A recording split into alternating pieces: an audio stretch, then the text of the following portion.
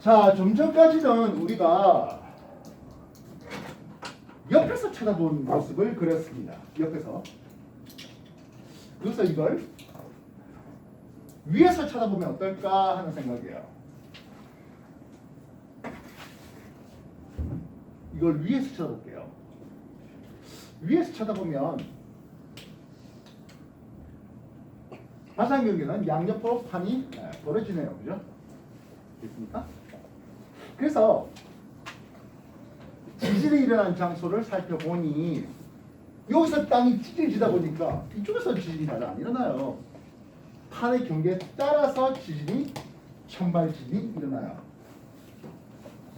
되겠습니까? 또한 뜨거운 매트를 데리고 올라오면서 화산 터지잖아요. 화산도 판의 경계에 맞춰서 화산이 터지더라고요. 여러분한테 뭐 붉은색이 시험 문제에서 붉은색으로 나올리는 만무한데 어쨌든 붉은색 삼각형 그리면 화산을 뜻하는 말이고요. 보통 X 치면 진원 또는 진앙의 위치를 나타냅니다. 위쪽에서 살펴봤으니까 당연히 진앙이 되겠습니다. 그렇다면 양쪽 AB 판의 밀도를 한번 비교해볼까? 어차피 똑같은 멘트 문제가 나와서 양육표를 쳤잖아요. 특별하게 철거마시고 왼쪽에 더 줬다? 이럴 수는 없는 일입니다. 왜 밀도는 A하고 B나 그놈이 그놈이야. 즉, 좀 전에 이게 동태평양 해령이었다면 오른쪽으로 가는 나지크판과 왼쪽으로 가는 태평양판의 밀도는 서로 같거든이라고 얘기할 수 있다고요. 알겠습니까? 참고로 일반적인 해령은 두 줄 씁니다. 두 줄 씁니다. 산 봉우리가 두 번 이렇게 올라갔다는 그런 뉘앙스로 받아들여도 괜찮겠습니다. 두 줄 쓰면 줄 두 개를 끊으면 아 이거는 발상경계 해령이겠구나라고 생각해 주시면 되겠습니다. 그 다음에 이걸 위에서 쳐다볼까요? 이놈을 위에서 쳐다보면 어떻습니까? 하네요. 두 판이 모인다잖아요. 두 판이 모여요. 여기가 판의 경계라 해볼게요. 지진이 일어난 장소, 그래 이쪽에 천발 지진이 일어나요. 이후에 백년부터에 따라서 내려가는데요. 백년부터에 따라서 지진의 깊이가 깊어지는데, 자 뉘앙스 잘 보세요. 내가 이렇게 써놨는데 그 다음에는 느낌 알겠습니까? 뭔 뜻으로 해놓은 것입니까 하면 여기는 천발 지진이 자주 일어나고요. 큰 규모로 일어나고요. 깊어짐에 따라서 신발질이 일어나긴 일어나는데 자주는 안 일어나요. 물론 가끔 큰 규모로 일어나는 경우가 있긴 합니다만은 상대적으로 규모가 그렇게 크지는 않아요. 규모란 말 알죠? 일단은 토탈 문제. 이게 이 정도쯤 내려가면요. 서비평 경계는 진짜 깊이 내려가면 약 700km 정도까지 내려가는데요. 그 정도 온도가 되면 알캉말캉한 게 너무 심해져요. 그러니까 겨울철에 요즘에는 여러분들이 엿을 잘 안 먹을 것 같은데 엿 추운 겨울날 바깥에 엿이 딱딱할 때 떡 부러뜨리면 정말 큰 파이런과 함께 딱 깨집니다. 근데 방 안에 노곤노곤하면 이거 잘 안 깨져요. 깨지긴커녕 물로 이렇게 돼요.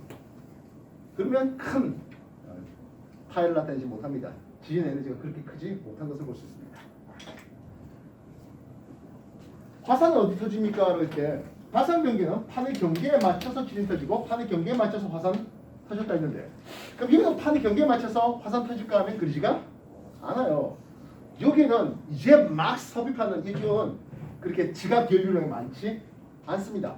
오히려 나중에 여러분들 세페이드 4F 정도 또는 지구과학 2 정도에 들어가면 지각 연류량이라는 용어를 쓰는데, 지각 연류량이 가장 낮은, 다시 말하면 지구에서 가장 차가운 지역이 여기에요.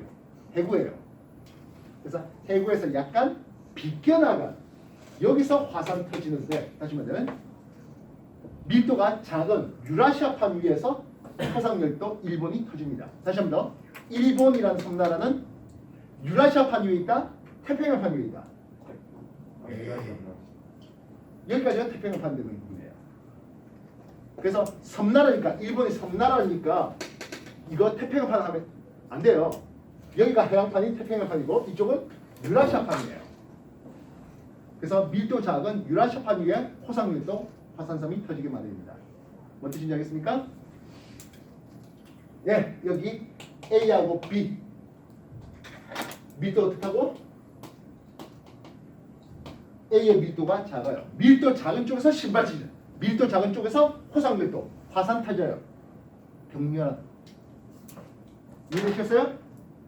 좀 해주십시오.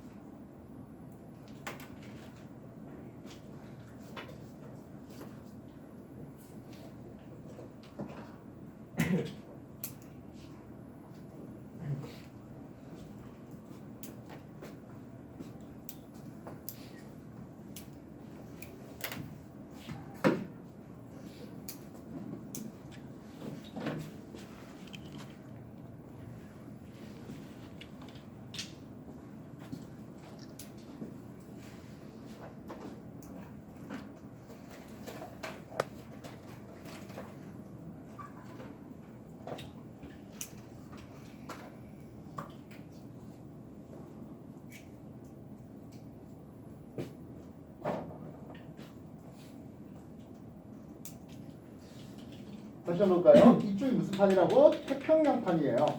이쪽이 유라시아판이거든. 호성열도가 유라시아판 쪽에 이렇게 있고 했다는 것은 태평양판이 유라시아판 밑으로 섭입하는 과정에 여기가 일본 대구 쪽이에요. 이해됐습니까? 근데 여기 보면 필리핀판이라는 놈도 있어요. 필리핀판에 대해서 이렇게 나오네요. 호상열도가 이쪽에 호상열도가 보여요. 유라시아판과 필리핀판 누가 밀도가 더 큰 쪽입니까? 필리핀판 쪽이 밀도가 좀 더 큰 쪽입니다. 밀도가 작은 쪽 유라시아판 쪽에서 호상열도 터지고 있습니다. 오키나와 그런 동네인 것 같네요. 이해됐어? 그래서 섭입형은 이런 그림을 그린다면 이렇게 그려낼 수 있겠습니다. 그림 알겠습니까? 네, 보고 있습니까? 내가 이렇게 찍고 있는 걸? 열심히 보고 피드백 한다고 해서 뭐 중요한 거 아니에요. 머릿속에 누가 더 넣었냐 하는 거예요. 그렇다면 필리핀판과 태평양판에는 하겠네요. 예, 여기에 호성님도 마리아르 제도가 터져요. 태평양판이 역시 필리핀판 밑으로 섭입해 들어오네요. 그러니까 판의 밀도를 비교해 볼 때 결국엔 태평양판은 필리핀, 유라시아판 둘 다 밑으로 들어가요. 태평양판의 밀도가 더 크지 되겠습니다. 필리핀판은 유라시아판 밑으로 들어가네요. 필리핀 쪽 이쪽이고 유라시아 쪽은 밀도가 제일 작아라고 쓰겠습니다. 그럼 이해됐습니까? 오늘 여러분 나눠드린 프린트 1번 그림을 보시면 태평양판 주변에 그지? C라고 돼 있는 애가 동태평양 해령이에요. C. 느낌 1번 그림 알겠습니까? 전세계 지도 보고 있는 중입니까? 오늘 아들 프린트 받았어? 안 받았어? 받았어요? 있어요? 없어요? 이거 없다. 왜 또 없어? 자, 이거 없다. 안 가져갔다. 빨리 가져가.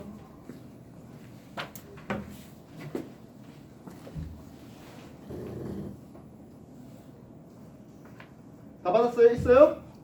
1번에 전세계 뭐 태평양 주변 지도인데 C가 뭐가 된다고? 여기가 동태평양 해령이에요. 그래서 오른쪽으로 나직판, 왼쪽으로 태평양판 하고 있습니다. 확인했습니까? 그리고 인도 오스트레일리아판이라고 되어 있죠. 됐습니까? 인도 오스트레일리아판 보니까 판이 뭐 기계 막히게 이렇게 되어 있어요. 여기가 인도판, 인도 오스트레일리아, 이쪽이 태평양판. 그럼 이해됐습니까? 되겠나요? 여기에 화산섬들을 보면요. 화산섬들을 보면 이렇게 화산섬과 이렇게 화산섬이 보여요. 뭔 뜻일까요? 요 라인 쪽은요. 요 라인 쪽은 태평양판이 인도판보다 밀도가 더 커서 들어가요. 이해했습니까? 여기도 태평양이 인도판 밑으로 들어갈까? 아니요. 여기 오히려 인도 오스트레일리아판이 또 들어가요. 보통 우리가 설명할 때 야 이 판 밑에 이렇게 들어간다 하잖아. 느낌 알겠어? 여기는 이런 식으로 들어가는 거야. 느낌 알겠어? 이쪽은 이렇게 들어가. 얘는 이렇게 들어가. 얼마나 지랄 맞게 화산 터지고 하겠어요. 화산 터지고 지진 터지고 지랄 맞은 동네예요.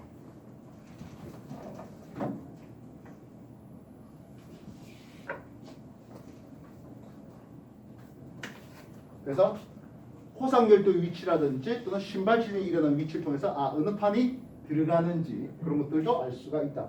밀도 작은 판 쪽에서 신발진, 밀도 작은 판 쪽에서 화산성, 호상열도 터진다. 패턴 기억하시기 바랍니다. 정해 주십시오.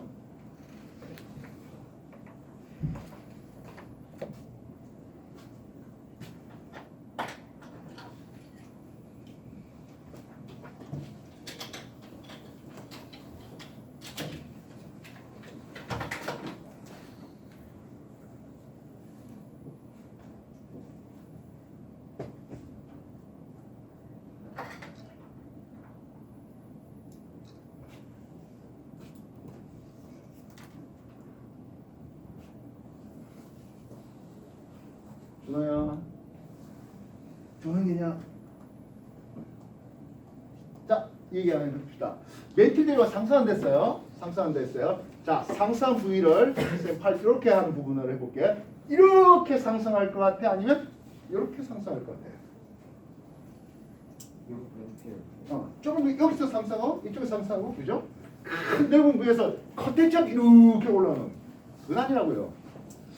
그러다 보니까 멘틀 대류의 상승부가 즉 대량이 어떻게 되어 있습니까? 하면 정말 열져져 있긴 한데 그 자세히 보면 이렇게 벌어지는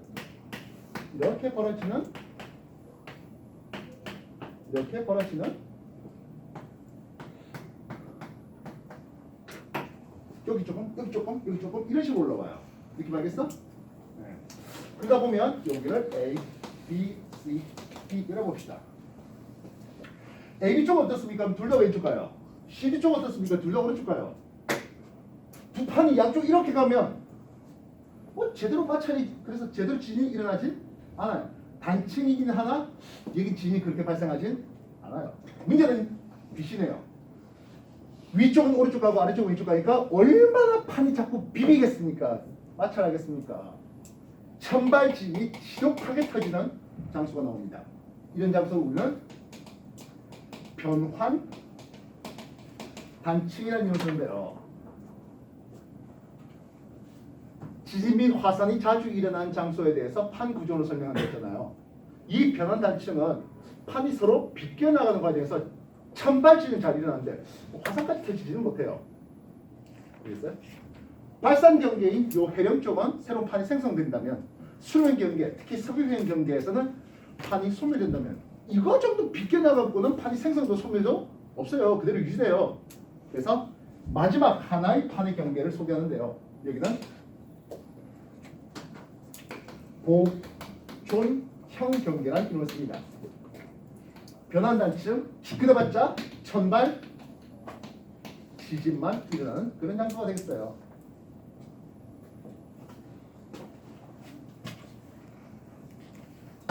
근데 말입니다. 여기가 뭐라고? 해령이잖아요. 해령과 해령 사이에 있는 변환단층이에요. 해령도 수심한 2000m 깊이에 있는데 변환단층 역시 그 이하의 깊이에요. 뭐 보이겠어요? 눈에?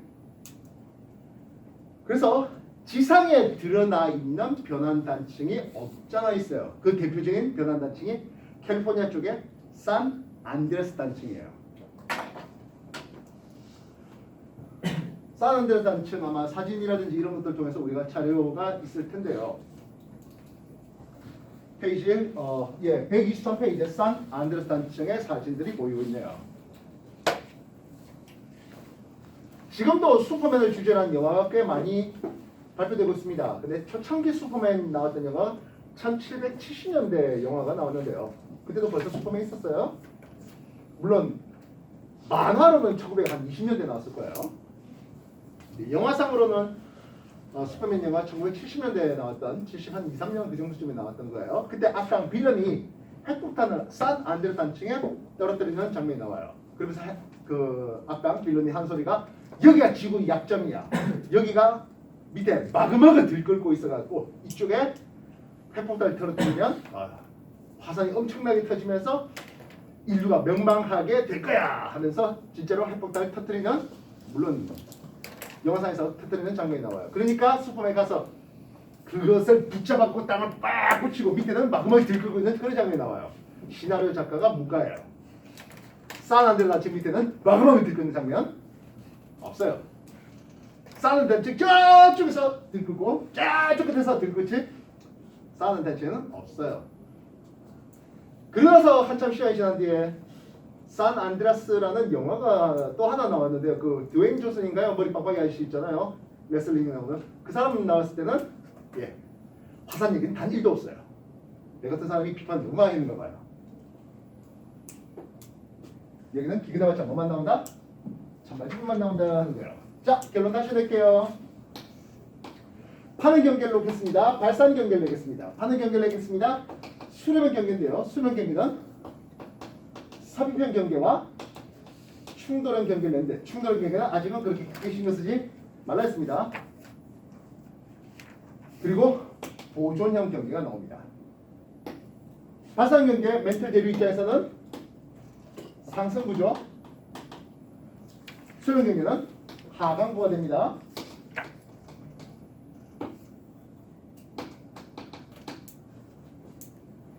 발산 경계는 판의 생성을 가져온다면 수렴 경계는 판의 소멸을 가져오죠. 보존 경계는 판이 그대로 유지될 거야 하겠습니다. 지진이 일어나는데 천발진과 신발진으로만 구분할게요. 중발진은 구분 안 할게요. 발산 경계 천발진이 일어나요? 신발진은 안 일어나요. 섭외 경계 천발진은 신발진이 다 일어나요. 보존 경계 천발진이하고 신발진은 안 일어나요. 충돌 경계 아직 소개 안 한다 했습니다. 비워놓을게요. 비워져 있어요. 화산 어때 터지니 하면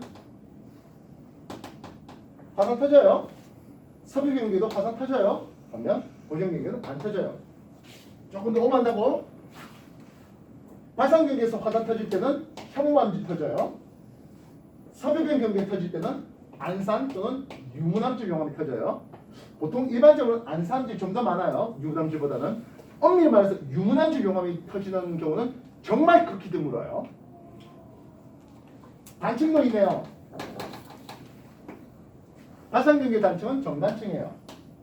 수렴 경계 단층은 역단층이죠. 보존 경계는요, 변환 단층이라는 이름을 써요. 수평 이동 단층 중에서 변환 단층이라는 이름을 써요. 그 외에 귀향 이동 단층 뭐 그딴 것들도 있긴 한데 뭐 크게 신경 쓸 거는 없다 했습니다. 대표적인 얘가 누구라고? 발산경에서 뭐뭐뭐뭐 해령 붙으면 돼요. 발산경에 뭐뭐뭐뭐 열곡대 붙으면 돼요. 섭입형 경계라고요? 섭입형 경계는 해구와 나란한 호상 열도가 생겨요.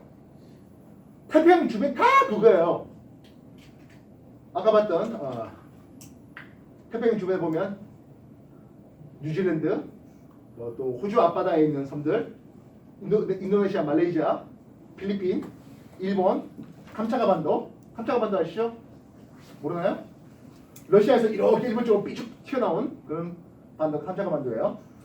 그리고 러시아하고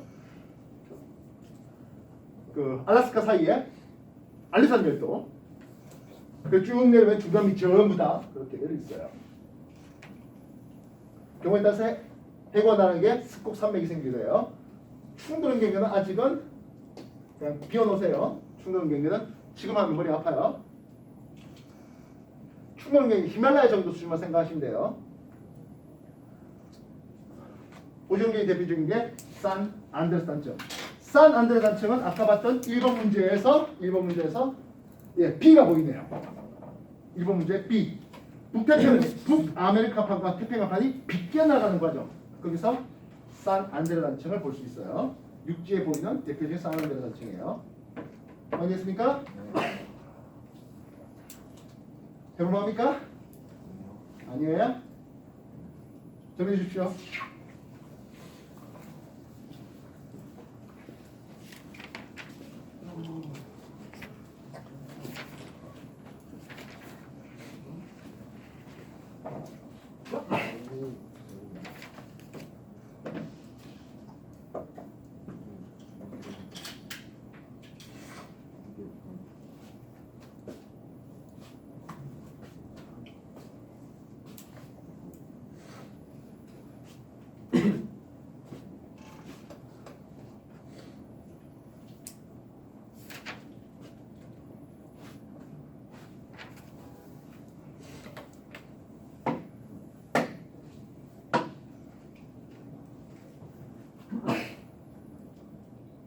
어차피 책에 다 있어요.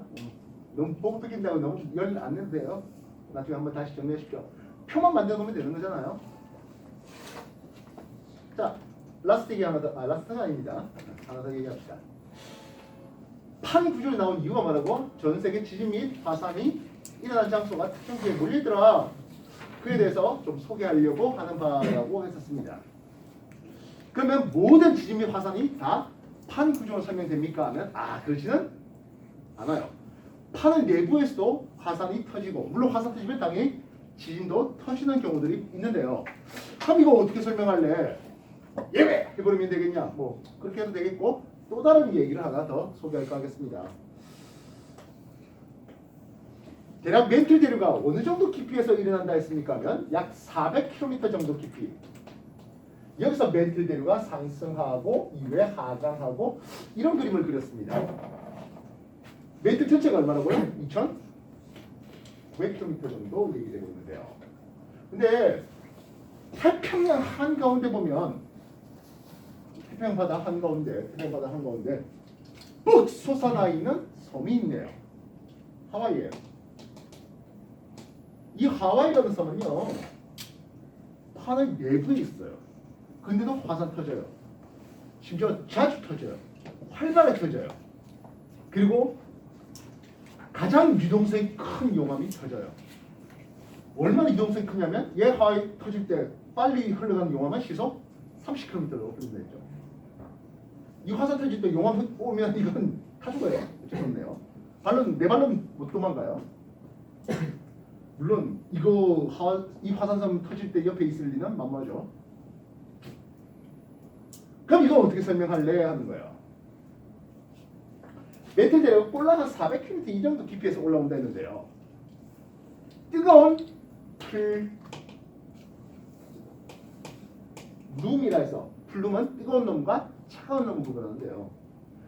이게 외핵이지 않습니까? 여기가 외핵. 멘틀보다 훨씬 뜨거운 놈이에요. 여기서 열기를 모아서 뜨거운 게 한 방에 뿡 솟아나서 화산 터졌어 하는, 즉 플룸 구조로 열점을 소개합니다. 열점의 대표적인 놈이 바로 하와이 섬이에요. 판의 내부에서 일어나는 이상한 화산에 대해서 뜨거운 플룸으로 소개하는 열점이에요. 이 열점 위치는 꽤 오랜 지지 시간 동안 고정돼 있고, 그럼 뭐가 움직인다? 판이 움직이는 거야. 그래서요, 열점의 위치는 고정돼 있고 판이 움직여. 그럼 화산 터지고 날봐 화산 터지고 그 다음 터지고 또 그 다음 터지죠. 결국엔 화산섬들이 열쥐어져 있어요. 하와이 섬 했는데 하와이 제도라고 불러요. 그 하와이 제도를 이루는 화산섬들을 이어보면 니은자 모양으로 되어 있어요. 화산섬들이 현재 화산 터진 건 여기서 화산 터져요. 하와이섬. 그럼 판이 어떻게 움직였습니까 하는 거예요. 열점은 가만히 있는데 판이 처음에는 어떻게 됐다? 위로 올라오는 거예요. 판이 니은자 모양이 돼 있다 했잖아. 열점은 가만히 있고 판이 위로 올라가요. 그래서 옛날 섬 터지고 그 다음 섬 터지고 그 다음 섬 터지고. 그래서 대체적으로 태평양판이 북쪽으로 올라가다 이제 약간 서쪽으로 움직이네요. 느낌 알겠어요? 판은 열점은 가만히 있고 판이 좀 차려. 열점은 가만히 있고 열점이 안 움직여. 판이 위로 북쪽으로 갔다가 왼쪽으로 서쪽으로 한 거예요. 판의 이동이 대략 북쪽으로 가다가 서쪽으로 판의 이동 방향이 바뀐 것도 알 수 있겠네요. 당연히 이 가장 올드한 놈이고 이제 가장 뉴한 놈이에요. 그래서 또 다른 화산섬들은 하와이의 어느 쪽? 동쪽, 남쪽, 이쪽에서 새로운 화산섬이 터질 거고 지금도 그렇게 터지고 있고 미국 영토는 계속해서 넓어지고 있습니다. 왜냐면 자기 섬나라에서 반경 200해리 여기가 영해 하거든요.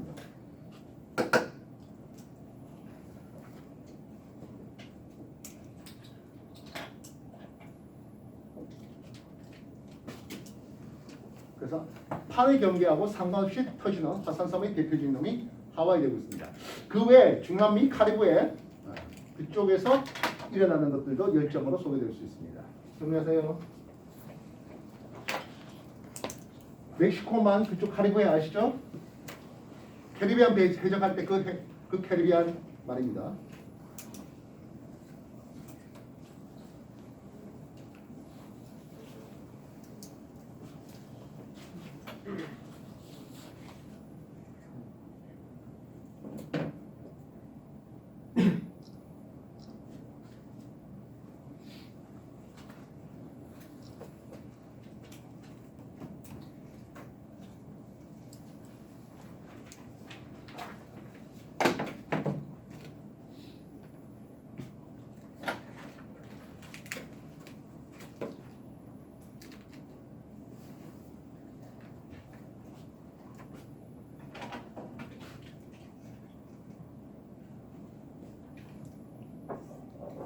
정리가 다 되셨을 것 같습니까? 네. 우리가 과학이란 게 물론 순간 급격하게 발전되는 케이스도 없잖아 있었다. 그러나 과학은 좀 점진적으로 발전되는 케이스가 상당하다 했는데요. 이런 판 구조론이 어느 날 하루아침에 나온 건 아니에요. 여러 단계의 과학적인 근거 현상들을 이용해서 점점점 발전되어서 현재의 판 구조론 플러스 나중에 이제 요 플룸 구조론까지 소개되고 있는 거예요. 그럼 맨 첫 빠따 시작하는 건 뭐겠냐 하는 거죠. 맨 첫 빠따. 여기 잘 알고 있다시피 이거 중학교 1학년 때 나왔던 놈이죠. 대륙 이동설이에요. 제일 열심히 주장한 양반 있죠. 누구죠? 백연하는 사람이죠. 백연은 기상학자예요. 그래서 그냥 이제 인공위성 사진 이런 것들을 뒤져고 항공 사진을 뒤지는 그런 과정에서 올랄라 이게 서로 붙어있는 대륙이지 않겠냐 라는 생각이죠. 그보다 더 앞서서 대륙이 서로 비슷하게 붙여보면 되겠다 하는 생각을 가진 사람들은 많았습니다. 근데 왜 백연어를 대륙이동설을 주장한 대표적인 학자에 넣겠습니까 하는 건데요. 이 사람은 대륙이동설의 여러 가지 증거들을 제시했네요. 대표적인 증거로 그래 해안선의 일치를 봐왔어. 또 어떤 것들이 있을까요? 페이지 82쪽 80페이지 쪽을 보시면 이제 될 것 같습니다. 예, 빙하가 흘러간 흔적을 볼 수 있었습니다. 빙하는데요. 우리가 흔히 말하는 빙하일 때 지금 전체가 빙하를 뒤덮었습니까 하면 그렇지 않아요. 좀 극지방에서 좀 더 많이, 그쪽에서 좀 더 많이, 상대적 저위도 중위도까지 그렇게 빙하가 덮였지만 적도지방은 빙하가 덮이지는 않았습니다. 근데 유독 적도지방에 있는 땅 하나가 빙하가 푹 긁히는 흔적이 있어요. 인도에. 그러면 그걸 보고 우리는 어떻게 설명해야 될까?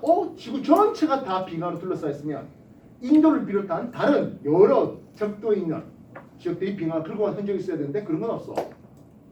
그러면 이렇게 빙하, 적도 중에 유독하게 인도만 빙하. 그렇게 이상하게 만들어라고요? 이상하잖아. 차라리 인도는 옛날에 빙하가 있던 땅이었는데 지금에 와서 지금 위치에 옮겨졌다는 게 설명이 좀 더 용이하겠다는 게 빙하의 흔적이에요.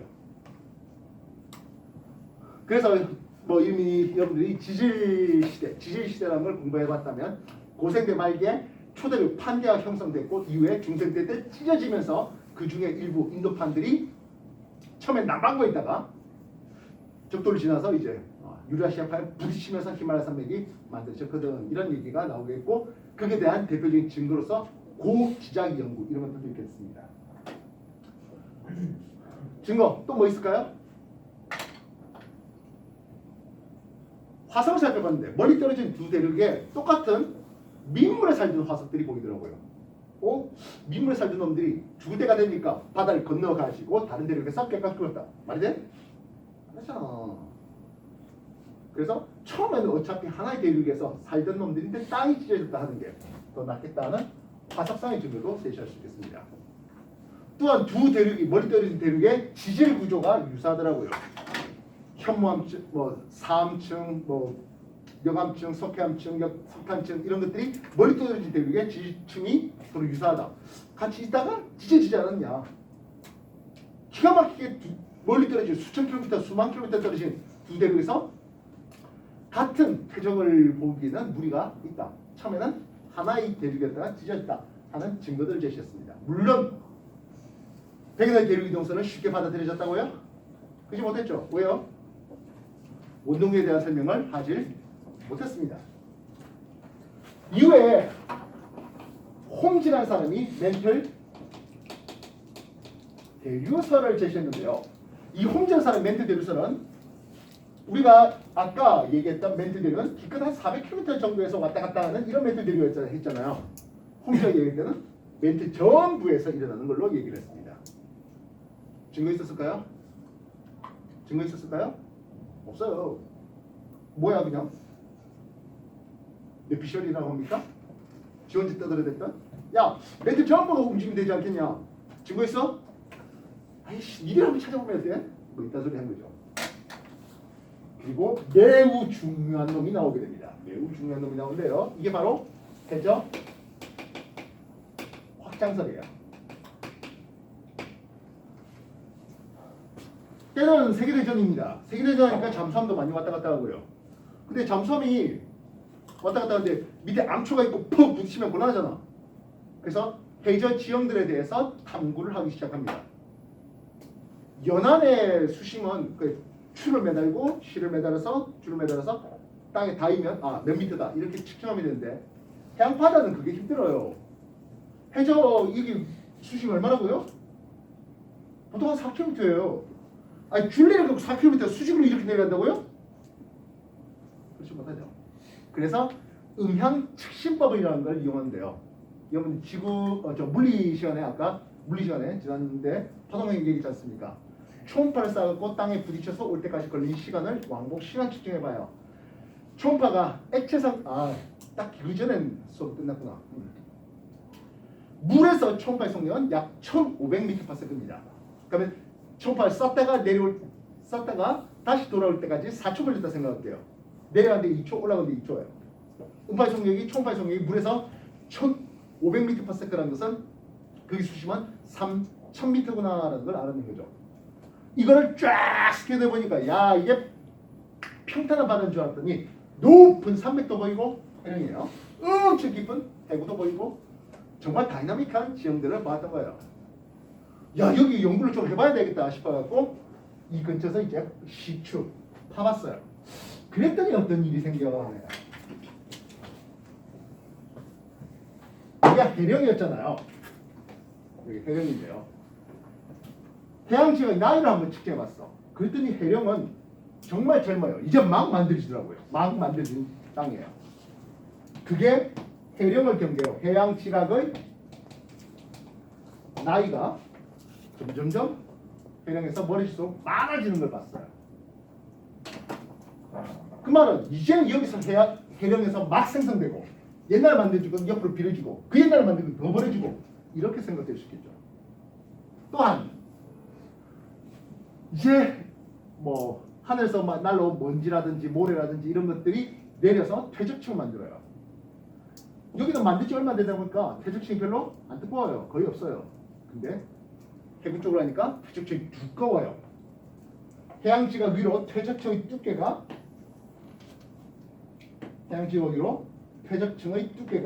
비례하는 것을 보았습니다. 퇴적층 두께가 비례하는 것을 봤다. 그 말은 이제 해령 근처에서 이제 막 만들어지는 땅이 양쪽으로 찢어졌잖아. 그 말은 옛날엔 지금처럼 넓은 바다가 아니었다. 옛날엔 좁은 바다였다. 그래서 해령에서 땅이 벌어지고 하다 보니까 지금처럼 넓은 바다가 됐다 하는 게 해저 확장설입니다. 대놓고 지금 다 있습니다. 멘틀 대류설처럼 혼자 몇피셜 때린 거 아니에요. 해저 확장설의 증거. 해령을 경계로 옆으로 갈수록 나이가 많아지고 해양 지역의 나이가 많아지고 주로 형만 측이겠죠. 그리고 퇴적물 두께가 두꺼워진 걸 봤습니다. 플러스 알파. 이 멘틀대로 상승한 뜨거운 여기는 형만질이 있지 않습니까? 여기 철과 마그네슘 같은 금속 성분들이 많은데 특히 철은 물리적 특성을 볼 때, 자기적 특성을 볼 때 강자 성체예요. 그 말은 지금의 현재 자기장의 방향대로 그 철, 원자 자석이라는데 그런 것들이 배열됩니다. 정렬됩니다. 자화됩니다. 이해했어요? 그래서 현재는 지구 남반구, 즉 자남극이라 불러주는 데서 자극선이 나와서 거기가 N극이에요. 자북극, 지금은 이제 그 뭡니까? 그린란드 근처에 자북극 형성되어 있는데요. 그쪽으로 자극선이 들어갑니다. 그러니까 S극입니다. 그러다 보니까 나치판을 하니까 그 S극 쪽을 향해서 나치판이 나와 있게 되는데요. 그래서 현재 지구 자기장의 형태를 정자기라 부르는데 해령 근처에서 정자기가 형성되어 있는 것을 보았어요. 근데 해령에서 조금 벗어나니까요. 지구 자기장이 항상 일정한 방향이 있는 건 아니에요. 지구 자기장이 자북극, 자남극의 위치는 자꾸 바뀌어요. 진북극의 위치는 뭐 1000년을 해봐야 채 수미터 안 움직입니다. 진북극의 위치는. 지구 자전축 북극은 수미터 안쪽에서만 움직입니다. 그러니까 거의 안 움직인다 보시면 되겠죠. 근데 자북극의 위치는, 지구 자기장의 자북극의 위치는 굉장히 큰 범위로 움직이는데요.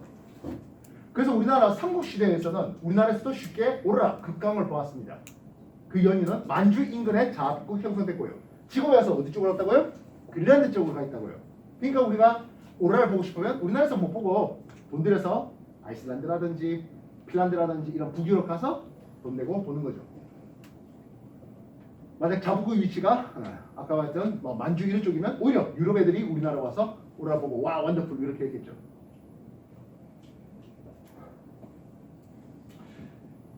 지구 자기장의 위치가 점점점 바뀌면서 또한 자기장의 방향 전체가 바뀌는 역전되는 경우도 있어요. 그래서 지금 현재 나치판이 북쪽을 향하고 있는 정자기 있다면 좀 더 뒤로 가면 역자기가 되어 있는 것이 대칭적으로 보이더라고요. 좀 더 가니까 다시 정자기가 되어 있는 게 또 대칭으로, 또 멀리 가니까 역자기가 대칭적으로. 그 말은 처음에 맨들 굴지 올라가고 정자기로 만들었다가 움직이면서 자기장이 바뀌니까 역자기가 됐다가 또 벌린 집에 정자기가 됐다가 또 벌어지고 역자기가 되는 이런 것들이 반복되겠다는. 그래서 처음에 좁은 해양이 점점 넓은 해양이 되었다 하는 게 해양적 확장설입니다. 그 외 베니오프드의 관측이라든지 이런 것들 세고 센 흔적들, 증거들이 해적 확장설을 지지한 증거가 되겠고, 그걸 토대로 야 지구판이 이런 게 있어가지고 10여 개 크고 반이 있어서 그놈들이 모이고 벌어지고 빗겨나가면서 지진 및 화산이 벌어져라고 하는 판구조론과 판구조론에서 완벽하게 설명할 수 없는 열점 같은 이런 것들에 대해서는 플러스 알파 이동 플룸이 솟아나는 이런 걸로 소개되고 있습니다.